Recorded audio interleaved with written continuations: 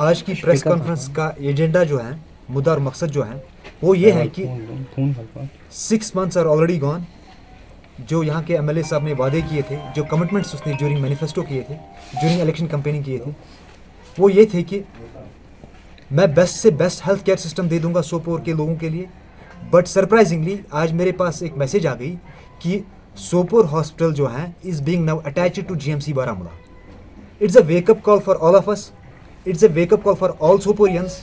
अगर ये हॉस्पिटल जो है, जिसको हम डिस्ट्रिक्ट हॉस्पिटल का दर्जा देने के लिए बैठे थे, अगर इस हॉस्पिटल को आज हमने जीएमसी के साथ अटैच करवाया तो tomorrow it will become a referral hospital. So we need to understand and it's a wake up call for all Soporians. मुझे लगता है ये सबसे बड़ी ज्यादती होगी सोपोर के लोगों के साथ। दूसरी बात, बड़े दिनों से मुझे जो ये छोटा बाजार है एंड एडजेसेंट एरियाज, वहाँ से कॉल्स आती हैं कि डिवाइडर्स के लिए।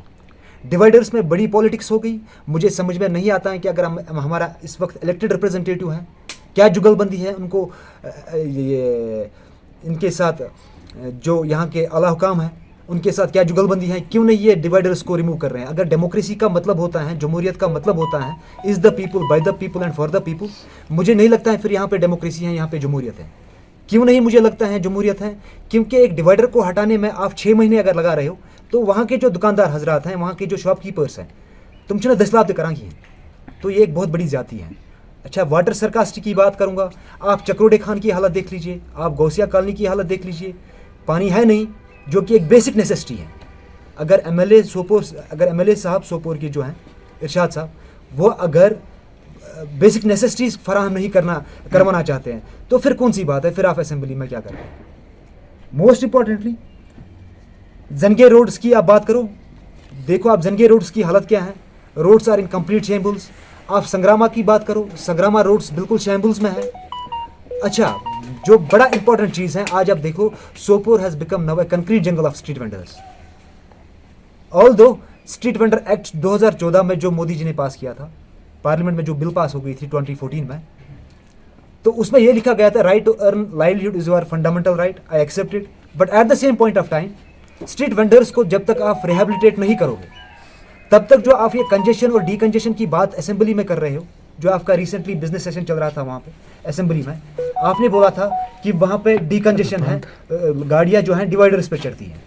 गाड़ियाँ ऑफकोर्स डिवाइडर्स पे चढ़ेगी क्योंकि आप स्ट्रीट वेंडर्स को रिहेबिलिटेट ही नहीं कर रहे हो पिछले 6 महीनों से। 6 महीनों से मुझे आप बता दो, क्या कौन सी पॉजिटिव चीज़ आपने सोपोर में देखी? बेसिक नेसेसिटी से महरूम हो गए हम। आपने डिवाइडर्स, आज आपका हॉस्पिटल जो है सोपोर हॉस्पिटल, जो CHC है, कम्युनिटी हेल्थ सेंटर, वो अटैच हो रहा है टू GMC बारामूला, तो ये रेफरल हॉस्पिटल बन जाएगा। ये तो हमारे लिए वेकअप कॉल है। जो हमारा इलेक्टेड रिप्रेजेंटेटिव है, लोगों ने उसको इस बेसिस पे वोट किया था कि क्योंकि 10 साल हम जमहूरियत से महरूम रहे, 10 सालों के बाद यहाँ पे इलेक्शन हो गए। इलेक्शन में बड़ा चढ़ा के सोपोर के लोगों ने हिस्सा ले लिया और अपने रिप्रेजेंटेटिव को चुना।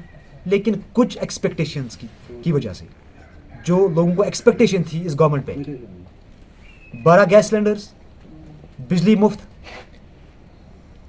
बाकी सब चीज़ें जो भी इनके मैनिफेस्टो में था, best health care system, best education system, आज 6 महीने गुजर चुके हैं। 6 महीने में मुझे बता दीजिए आप एक पॉजिटिव साइन, AY को जो केसेस को हम राशन फ्री दे देंगे, आप मुझे एक पॉजिटिव साइन बता दीजिए जो पिछले 6 महीनों से, despite hang our own elected representative, एक पॉजिटिव साइन मुझे आप दिखा दीजिए कि जो सोपोर में इंप्लीमेंट हो गया। आपके डिवाइडर्स वहीं के वहीं पे हैं। आपकी बेसिक नेसेसिटीज, तब भी लोग महरूम थे पानी से, आज भी लोग महरूम हैं, जबकि prime minister of India honourable Narendra Modi ji ने बोला था हर घर नल।